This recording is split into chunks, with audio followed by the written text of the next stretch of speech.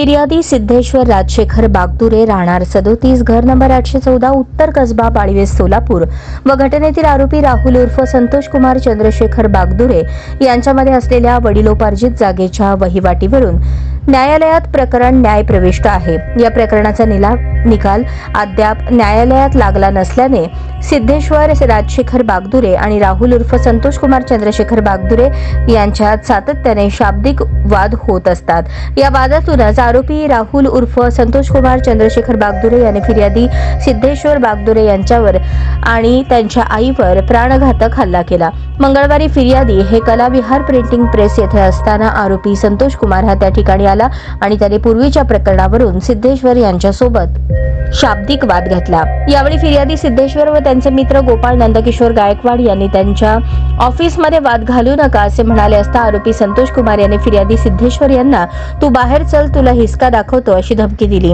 फिर्यादी सिद्धेश्वर हे ऑफिस बाहेर आले असता आरोपी संतोष कुमार याच्या जवळ असलेल्या लोखंडी धारदार चाकूने सिद्धेश्वर यांना आज तुझा मॅटर क्लोजच करायचा आहे असे म्हणून सिद्धेश्वर यांच्या गळ्यावर डाव्या बाजूस वार करून जखमी केले। सिद्धेश्वर हे त्या घटनेवेळेस उपस्थित असलेल्या लोकांना वाचवा वाचवा असे म्हणत असताना आरोपी संतोष कुमार याने खबरदार आमच्या मध्ये याल तर असे म्हणून सिद्धेश्वर यांना वाचवण्यासाठी येणाऱ्या उपस्थित लोकांवरही हल्ला करू लागला आणि आमच्या दोघांमध्ये येणाऱ्यांना त्यांचा जीव गमवावा लागेल असे ओरडू लागला। फिर्यादी सिद्धेश्वर बागदुरे हे आरोपी संतोष कुमार बागदुरे यांच्या तावडीतून कसे बसे आपला जीव मुठीत घेऊन निसटून जात असतानाच आरोपी संतोष कुमार याने त्याच्याजवळ असलेल्या चाकूने फिर्यादी सिद्धेश्वर यांच्या डाव्या छातीवर पाठीवर वार करून जबर जखमी केले।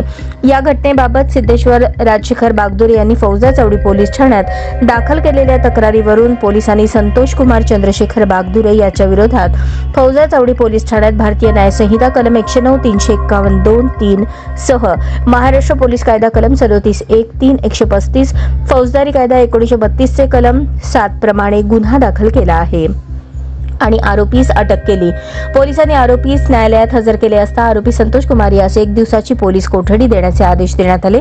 या घटनेनंतर घटनास्थळी पोलीस उपायुक्त परिमंडळ विजय कबाडे, सहाय्यक पोलीस आयुक्त विभाग 1 पोवण, फौजदार चौडी पोलीस स्टेशनचे वरिष्ठ पोलीस निरीक्षक अरविंद माने, सहाय्यक पोलीस निरीक्षक पाटील यांनी भेट दिली। घटनेचा पुढील तपास सहाय्यक पोलीस निरीक्षक खंडागळे करत आहेत।